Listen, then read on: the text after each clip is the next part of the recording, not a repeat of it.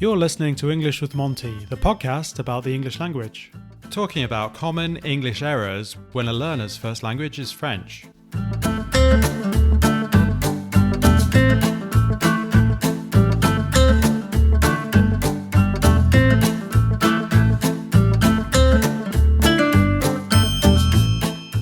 Hello there and welcome to English with Monty. We're on to episode number 42 and I have Gideon back with me. How are you doing, Gideon? Hi, John. I'm fine, thanks. Thanks for inviting me back. It's all right. Considering what you said about me on Ben's interview, you should feel lucky that you're back in the frame, really. Thought I said very nice things about you. Well, that's true. You did say some nice things about me. That's true. You should check out the interview if you haven't already. To the point English with Ben, isn't it? You said he was a very good interviewer. He was very nice to you, so that was good. Yeah. Your channel should be called John Get to the Point English, maybe. Because you tend to go round the houses, as the expression goes. Don't you think? Firstly, you interview people like me who never reach the point. That's always a drawback. Even now, I should be talking about the thing we're supposed to be talking about, but I'm not. I'm talking about something completely irrelevant. Probably the solution is to just not invite you back on the show because it seems to be that you're the person that causes that problem. Yeah, but then how would I live? How would I pay the rent? How would I buy food if you didn't invite me onto your podcast, John? Be kind to me. I do pay you a huge amount of money, clearly, but with Ben, I'm sure that will replace everything. He's obviously there to pity you and take care of you a little bit as well, potentially. I would just cultivate your friendship with him a bit more, personally. So, let's get to the point. Today, we're going to talk about common English errors when the learner's first language is French. So I appreciate this is only applicable to French speakers, but I think it can probably apply to other languages as well to some extent. And the idea, this is my idea, you hopefully thought it was a fairly good idea, but to go through different native speakers of different languages like Spanish or Italian or whatever and focus on the things that maybe are common errors for them. You thought this was a good idea, right? Yes, I do. It's a good idea. Don't know why you asked me, though. I teach in France, it's true, but I'm not French, but I do know.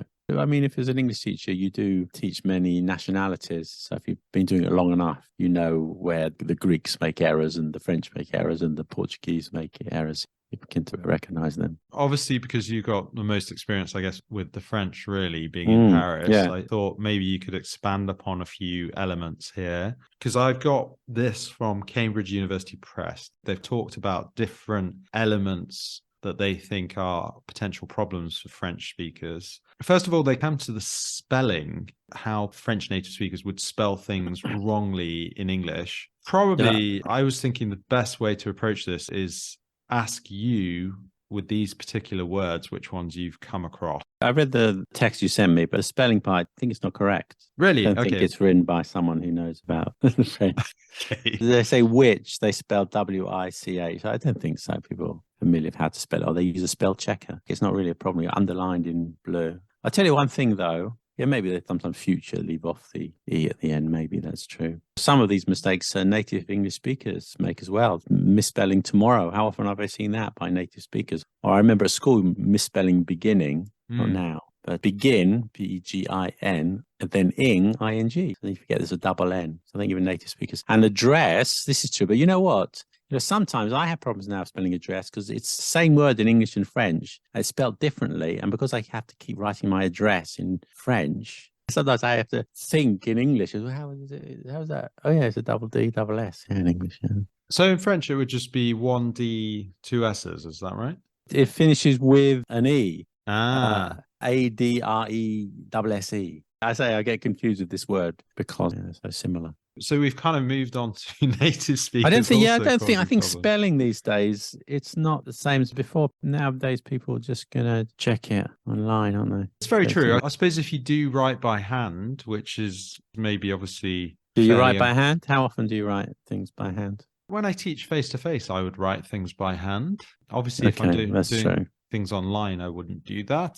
Probably because I've been doing things online for quite a while now. I don't do that. I am intending to send a couple of postcards, so I'll have to remember how to write properly if I do that. Yeah, when you send your gran a postcard, it's true. You've got to do that by hand. The French people have English grandmothers to send, then, yeah, might apply. then it's important. You don't think which is normally spelt W-I-C-H by French people? I've never seen it. So future, they leave the E off potentially. Address. Probably not. Okay. Because you see it so often, the word future in the future tense, you're studying English. I don't think I've seen that one. Okay. So they this say company spelled with a G, G-N-Y. No, I've never seen that. Okay. C-O-M-P-A-G-N-Y. Never seen it. Okay, so this is quite redundant then, really. We may as well not even... Very. They say the French spell it V-E-R-R-Y. I don't think so. Why would they spell it like that? Very. No. This element of the podcast I think it's really it's not. It's someone who's tried to pick things off the internet. I don't think they've actually had any. They've probably eaten a croissant in their life or something, or had a flute of champagne, but they don't know anything. I'd be interested to know if there are any French speakers out there that feel that the spellings would be true in terms of what they would say. Yeah. So French speakers, do you spell which? W-I-C-H? Well, it's worth asking the question, isn't yeah. it? Advertisement, do you miss the E off after the S? Tomorrow, would you spell it with one less R? Because there are two R's. Why would they spell it one? Or what's the logic behind this? I don't know. Why would they spell it like one R?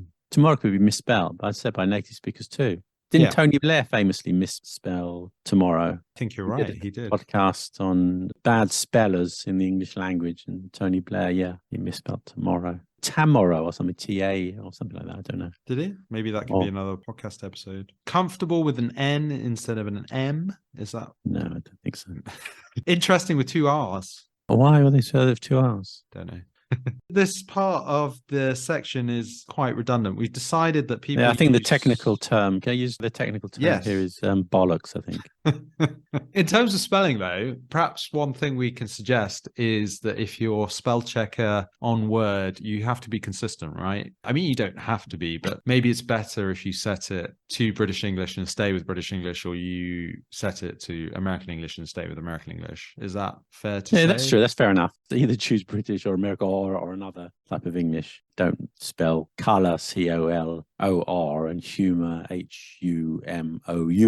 No, be consistent. Be consistent. British spelling or American spelling. That much I agree with. So colour in that case would be the American spelling, and the humour one would be the British spelling, wouldn't it? Yeah, exactly. I think the next part then, that was a bit of a damp squid. But anyway, the next part is confusing verbs and co-locations. Biggest error that French learners of English is using the wrong verb. Would you say that would be correct? Like in terms of make or do? When other sometimes they do. Yeah, sometimes they might confuse make or do. I do a mistake or something. I think it's not just French though, because make and do is a little bit confusing. I think you and I made a video about that. We did. It is quite a common one, isn't it? To say do a mistake. I mean, it would always be make a mistake, wouldn't it? Yeah. And then here the example is, finally, could you make me a favor? In English, we would say, could you do me a favor? I'm not sure they'd say that. Use do too much rather than make too much. But it's possible. I think I've heard do a list or something like that. They say make sport. No, I correct myself. Sometimes it is like that. I'm going to make sport. I've heard them say that. Because it's also practice sport, isn't it? That's quite a frequent one. Yeah. Whereas usually we would say play sport, wouldn't we? Yeah. That's often one. Or exercise. I don't know if the French do this, but certainly the Italians would say exercise my English, whereas you would say to practice my English. No, I don't think they'd say that. No? Okay. I think you say practice, because I think pratiquer you could use in French. Here we've got, I managed to do scuba diving and windsurfing. Here we would say go scuba diving. Would you say that's a fairly common mistake? I would say that the mistake is that they don't use go, they'd use the bare infinitive. So, for example, they would say, I run every day, rather than I go running, when for pleasure, you're British more likely to say, I think Americans too, they're more like say, I go running every morning, because it indicates not because you run to get to work or something, but you're doing it with pleasure. So you put the go in front. They often leave that out. I swim this afternoon. I'm going swimming. So I think I don't think it's mixed up with the verb. I don't say I do running. Again, no. So I think one element that I get is I go footing. Do they say that? There's definitely footing. Yeah, they say that, yeah. Would you say go footing normally? Footing's not the verb, is it? No. The verb in English, footing. Exactly, but French speakers would often say, I go footing, right? And obviously, footing is not a word in the English language, is it? That's true. Footing. I don't know what they'd say. Do footing, maybe. Maybe it's like that. It is a word, seems to be from English, but it doesn't exist, does it? So obviously we'd say, I go jogging. That's an interesting one. The next example is it took 3 hours to go to the castle. We would often say get to the castle. Yeah. I don't think it's a particularly French mistake. People underuse get. They underestimate how often we use get in English. Mm-hmm. But when you want to say go and arrive, you say get, not go. They do use that mistake. It took 3 hours to go to the castle. But I think it's not only a French mistake. Don't you think? I agree with that one, yes. I suppose it's the idea of not really using get because a lot of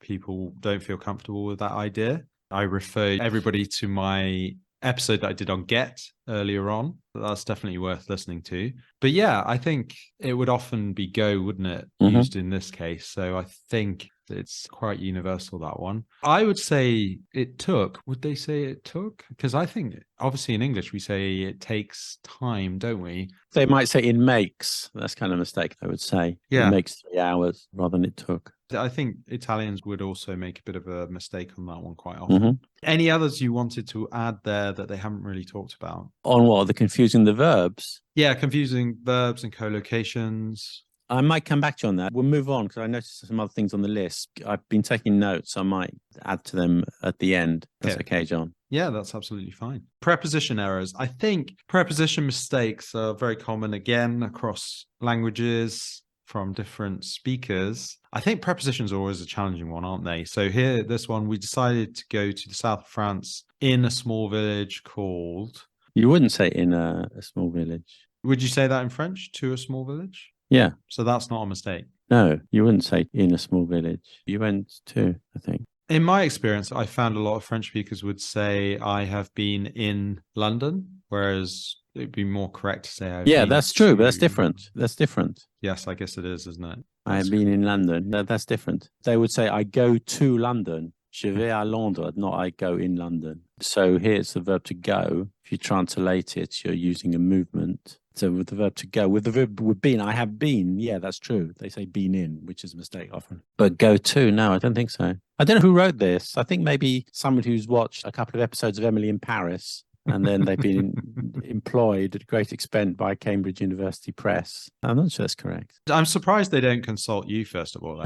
They should. You know, you could make a nice little learner from it, really. So I've been to France. The mistake that you picked up on is what we hear all the time. I have been in Paris this weekend. I've been to, because been can be position or it can be movement. But they were talking about been to as being movement. I've been living in Paris for a long time. I've been to Paris this weekend. So different uses of the verb been. We'll go into that in greater detail another time. Explain when you use each one. That's the error. That's the error, isn't it? The next one, it says at first they were in good terms with each other, whereas in English we would say on good terms. Maybe. I've not really come across anything like that. Maybe. The next one, I think definitely to be successful in something. Maybe, because I think you say on, in. I think you say on, which could be translated as in or on. So maybe yes, maybe no. I don't think it's a big error. Which one? The last one or the next one? No, on good terms, good terms. But definitely the next one, the idea of being successful, they would say to be successful in or to be good in Yeah, something. That's true. He's very successful at this. So it'd always be at, wouldn't it? Good at something, bad at something. They say interested by. That's another one. Just to add one, I'm thinking. I'm interested by. That's what they say, rather than interested in. That's a very common mistake. It would always be interested in, wouldn't it? That's an important one, definitely. I don't know if I agree with a lot of these things, but the mistake they make is with the verb success, because they use it much more than in English. Because in English, success means some great achievement. But if it's not a great achievement, you would use managed. For example, I managed to find my keys. Okay, you wouldn't say I succeeded to find my keys, but the French would, because they use succeed all the time. Manage is the standard one, but succeed is like, hey. It is, yes, it's definitely. So that's the mistake. That's the mistake you hear. They always, yes, I succeeded to open the bathroom door. In English, wouldn't you say I succeeded in something? I succeeded in opening. I succeeded to open. Can you say it as infinitive? You can, can't you? You're right. It could be in. Personally, I wouldn't say I succeeded to open. I would say I succeeded No, maybe you in... mean around French people. Maybe. I managed to succeeded I in winning. I would say that's correct. Hi, my name is Sam and I come from Paris. My favorite episode is episode 21, all about London. In this episode, I've learned so much about the history of the city, about the underground, the parks, the museums, and about the Great Fire of London. So if you haven't heard it yet, I would advise you to check it out. Okay, moving on to the next one. It's modal verbs and present tenses can be problematic. Often problems with modal verbs like can and would, and they also overuse the present tense. I can see that to some extent, can't you? So they do overuse the present tense, that's true. I'm not sure about the examples here. It will be better to ask for their price. It would be better, maybe, but you have a conditional in French as well, so you could translate it literally and you get the correct answer. It would be better. Some people may use will incorrectly, but I'm not sure it's one of the big ones, not a biggie. No, but I think will is overused generally, isn't it? So maybe sure. it is substituted and people probably have some doubts about would, I think. Maybe that's the reason why. A little bit, yeah. Okay, the next one, you could buy bus tickets at the airport, whereas you say you can buy bus tickets at the airport. I mean, this one, is it? I suppose it's not really a big error. This is a bit complicated, even as an English teacher, because could is incorrect when you use it as a future tense, which is using it here. But could to mean possibility, then it's okay. Just saying next week we could buy the tickets at the airport, that would be incorrect. They say we could buy the tickets at the airport, that would be correct. It's about possibility. So even in English, it's very difficult to explain. But is this possibility or is it future tense? But you see what I mean? One sounds right, one sounds a bit wrong. It does, doesn't it? But as you say, the fact that you have the example here, you could buy bus tickets at the airport, that is fine in English, isn't it? It's not really a problem, that one. If you're talking about future tense, then no. Exactly. If it's about the possibility exists, they say that you could buy them at the airport. As you say, it depends on the context. We could buy them at the airport. Yeah, we could. So then it would be okay. The last one, I liked this competition because it is exciting. What's the problem? It should be was. I like this competition. Yeah, maybe. So they're just saying that you start in the first part in the past tense, so you should put the second part also in the past tense, second clause. Fair enough. Tends to happen sometimes. Commonly confused nouns. I think this one is definitely a thing. People would say travel instead of trip. Very true, isn't it? Travel is just really the verb, isn't it? You could use it, I suppose, an adjective, couldn't you? Travel agency. Yeah, it's usually a verb, travel. Business travel, or travel as a concept. Then it could be a noun. So sometimes it's a noun, but not usually. Even so I did a travel. I took a trip. That can be a common one, can't it? Mm-hmm. Advertisement and advertising. I'm not sure if that's a problem, is it? Interesting you say advertisement. I say advertisement. But advertisement's a bit more American, but there you go. Is it? Maybe I'm a bit more American. Maybe. Advertisement. Or you could say advert or ad, couldn't you? Yeah. Just to make it shorter. Is that a problem, that one? I don't know. Fair enough. Maybe a little bit. Advertisement.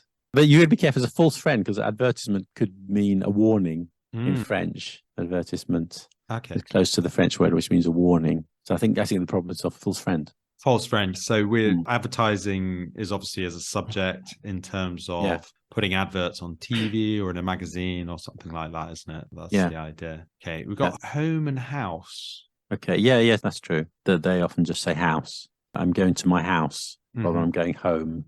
I'm going to my house. It's a bit strange, isn't it? It is, because I guess house we would use as an object, wouldn't we? I'm going to buy a house. Look at that house over there. I'm going home. And this is an important one, isn't it? In the sense that we don't use the preposition for home. So that can be a mistake. Yeah, exactly. That's true. That's very good. Yeah, because often people would say, I'm going to home. Whereas in English, we wouldn't say to, we'd say, I'm going home. I would say the H is often quite silent, isn't it? With French speakers, they don't often pronounce it very strongly. It would always be my recommendation to practice that a little bit. It's not a big deal, is it? But it's definitely better to pronounce your H a bit more strongly, isn't it? I think so. What about all the other ones? I have the possibility. It's true. Maybe I use that too much. When I have the opportunity, I have the chance. I have the chance to work in New York, you might say in English, but translating from French, I have the possibility to work. That's true. Parking rather than a car park. That's true.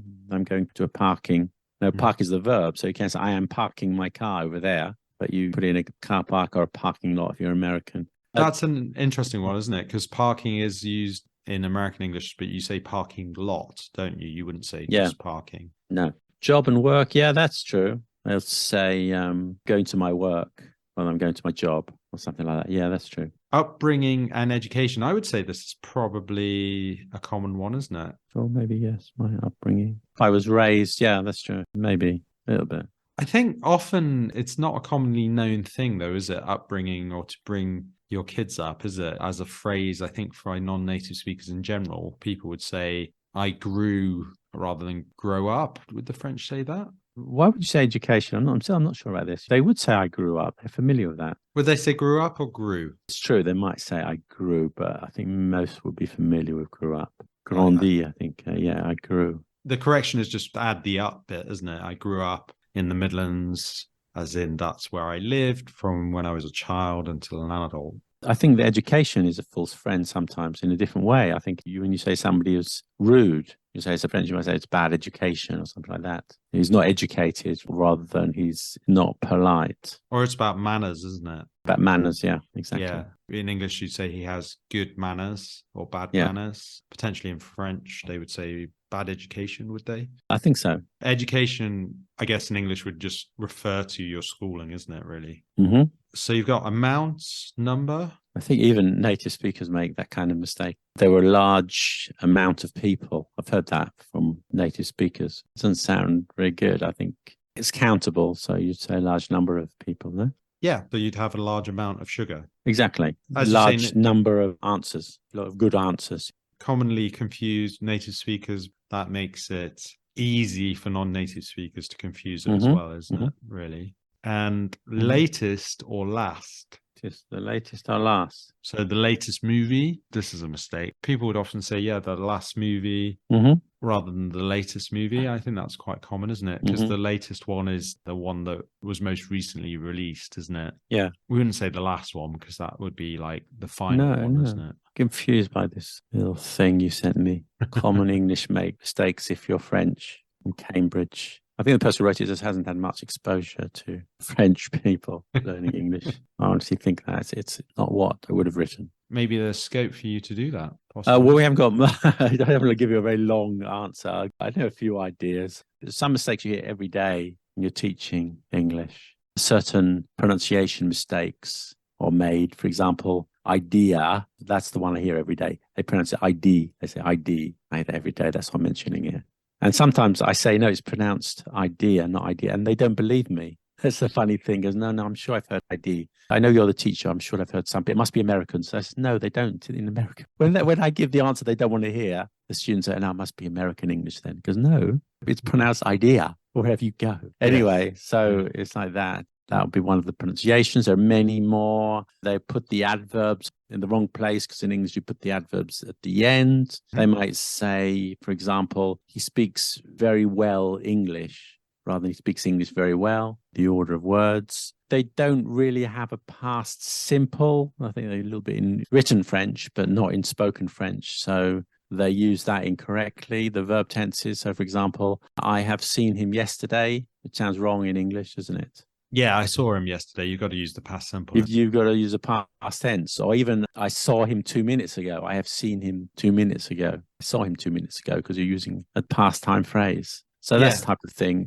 Saying, I will go to London next week. Whereas typically as a native speaker, we'd say, I am going to London next week. Yeah. And they won't use the present continuous for the future. That confuses them. They'll use will for the future all the time. They think, oh, the future in English is will. I will do this. I will go to London next week. I'm going to London next week. What? I will see my friend at 6 p.m. And I'm seeing my friend at 6 p.m. What? No, I will see its future. Yeah, I know. That confuses them. And then, of course, prepositions. We won't go into that all the time. Of course, prepositions are different in each language. The logic is a bit different. Articles. In English, sometimes we don't have the in front of abstract nouns, for example. I like the nature, they'll say. That's one thing. That's a common thing, isn't it? Definitely. As you said, abstract nouns, it's uncountable, isn't it? So in English, we wouldn't say the nature unless we're being very specific. So you'd say the nature in Bulgaria is amazing. Exactly. Or anything else. The democracy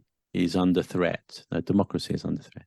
Or also, I've noticed with countries as well, they would say the France or the Yeah. England. Yeah, That yeah, seems exactly. quite a So we common could do a one. whole topic on articles. That's very complicated, actually. It is, yes. That is a common element, isn't it? And also saying the last week. So in English, we would just Yeah, say exactly. last week. That's exactly the last week. The Sunday, I saw him on something like that. Yeah. Mhm. So those are common mistakes that I hear. There are more, but yeah. lots of false friends as well. It is curious, Lots though, of- isn't it? I would definitely mention the false friends. So when we talk about false friends, it's words that are used in both languages, or they look the same, but they Mhm. have different meaning, don't they? You're a bit of an expert on this, aren't you? The number of French words, is it 40% or something of French words in the English language? Is that correct? Something similar to Yeah, that. something like that. Commonly used words, aren't they? And often French people will use a French-based word, but in English it would be a higher level, wouldn't it? Exactly. They'll just translate them automatically. They'll say, it is possible rather than I might. It is possible that I go there rather than I might go there. Or they say I prefer rather than I'd rather. I prefer this. I prefer to do this. Or I'd rather. They'd use more French-based vocabulary. That's what they're familiar with. And that's totally natural, isn't it?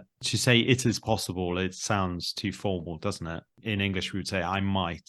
That is a common thing, isn't it? Where you will hear French speakers kind of sounding quite formal because of those elements. And obviously in English, we kind of tone it down a bit, make it, I suppose you'd say more Anglo-Saxon, isn't it? Because I suppose the history behind it is the French language was used mostly among the aristocracy, wasn't it, historically? Yeah, it depends on the word. I mean, not just the elite words, which are French. It's very common words too. They vary from the French and table and chair, shoes. So it's not only the sort of highbrow words come from French. No, not at all. Pocket or because is from French.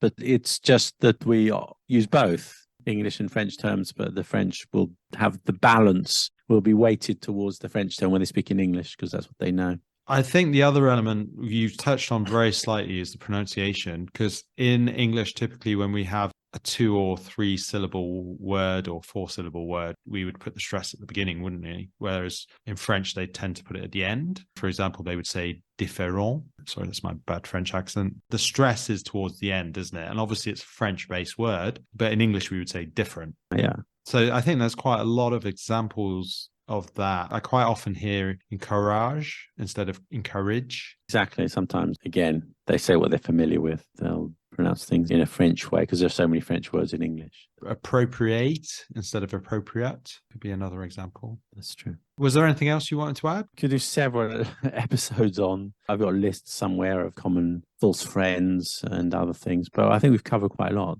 Well, we can potentially do something on false friends, can't we, at a future date? I think that could be a good one. Do you want to plug your stuff? Yeah.